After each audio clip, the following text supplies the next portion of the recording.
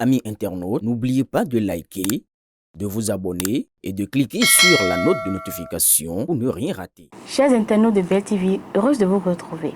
Ce mercredi 1er avril 2026, à 11 jours du scrutin présidentiel, le Bénin est en pleine effervescence démocratique. Entre ambition politique, défis du quotidien et performances sportives, cette journée est riche en émotions et en enjeux. Bienvenue dans le Grand Zoom de BelTV, votre rendez-vous pour décrypter l'actualité béninoise et internationale. Tout de suite, les grandes lignes. Présidentielle 2026 à Tchaorou, un pont sur l'Okpara au cœur des engagements de Romuald Wadagne.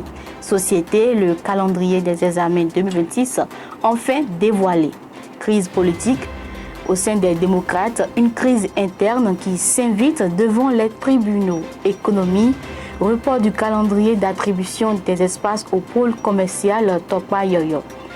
Le développement de ces titres, c'est maintenant.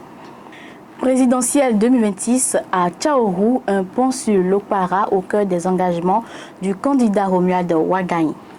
En déplacement à Tchaorou ce mardi 31 mars, le candidat Romuald Wadagne a pris un engagement fort, la construction d'un pont sur le fleuve Okpara, une infrastructure attendue depuis des années par les populations locales. Problématique majeure, la traversée du fleuve, notamment sur l'axe Parakou-Kika, est particulièrement difficile et dangereuse en saison des pluies, exposant les habitants à des accidents parfois dramatiques. Les objectifs de ce projet sont de sécuriser les déplacements des populations, faciliter le transport des produits agricoles, dynamiser les échanges économiques dans la zone. Selon le candidat, les études techniques sont déjà en cours, traduisant une volonté d'inscrire ce projet dans une logique de réalisation concrète. Avec pour ambition de faire de Tchaorou un véritable pôle agricole à l'échelle nationale. Présidentielle 2026 à Savalou, une stratégie sociale qui renforce l'adhésion. À Savalou, le duo Wadagne Talata a mis en avant une approche axée sur le social avec un accent particulier sur la lutte contre la précarité. Face à une population fortement mobilisée, le candidat a insisté sur la nécessité d'un développement inclusif dans lequel chaque citoyen bénéficie des retombées de la croissance économique.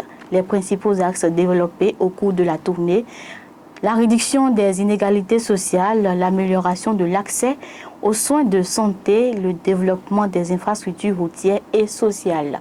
Ce discours centré sur l'équité et la justice sociale semble rencontrer un écho favorable, notamment auprès des jeunes et des populations vulnérables. Campagne électorale, l'OJBR en ordre de bataille pour une victoire dès le premier tour.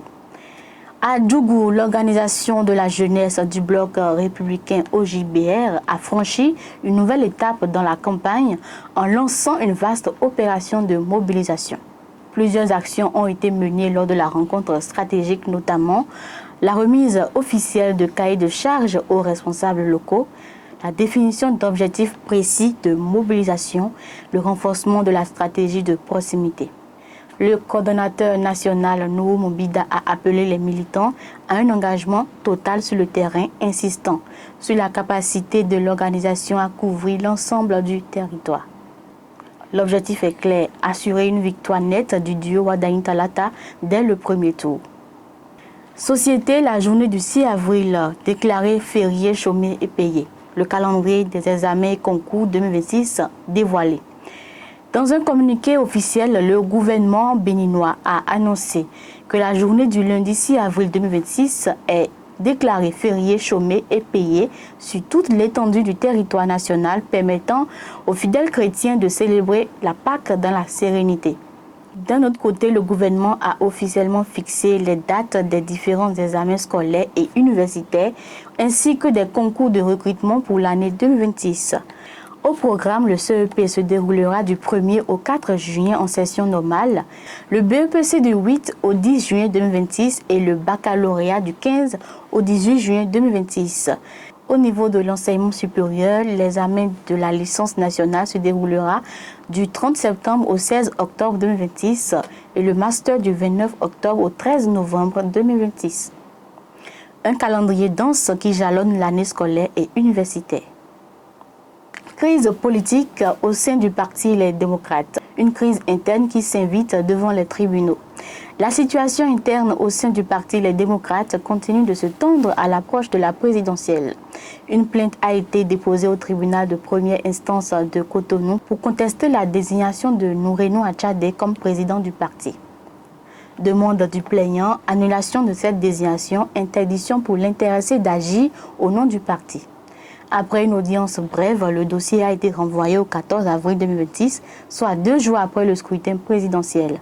Une affaire qui met en lumière les profondes divisions internes au sein de l'opposition à quelques jours d'une échéance électorale majeure. Économie, pôle commercial Tokpa Yoyo, report du calendrier d'attribution des espaces. L'Agence nationale de gestion des marchés, ANAGEM, informe les usagers que le processus d'attribution des places au sein du pôle commercial Tokpa Yoyo connaît un changement de programme.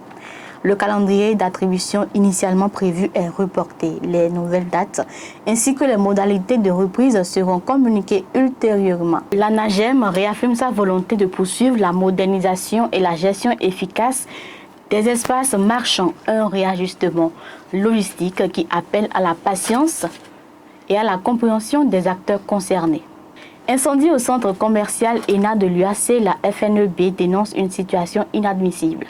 Un nouvel incendie s'est déclaré dans la nuit du 31 mars au 1er avril 2026 au centre commercial du Petit Portail de Zogbadje, ravivant inquiétude et indignation au sein de la communauté estudiantine. D'importants dégâts matériels réduisant en cendres les biens de plusieurs commerçants, prestataires et étudiants. La Fédération nationale des étudiants du Bénin a exprimé sa compassion envers les victimes et sa colère face à la répétition de ces sinistres qualifiés d'inadmissibles. La FNEB pointe du doigt une gestion jugée défaillante marquée par l'absence de dispositifs de sécurité adéquats, notamment en matière de prévention des incendies. Une enquête est cependant ouverte pour déterminer les causes exactes. Les réformes structurelles urgentes, notamment l'installation d'équipements anti-incendie conformes et la révision des installations électriques sont prévues. La FNEB prévient qu'elle se réserve le droit de mener des actions plus fermes si des mesures concrètes ne sont pas prises rapidement. Un tour à l'international, démission en Somalie et au Nigeria, crash aérien meurtrier en Russie.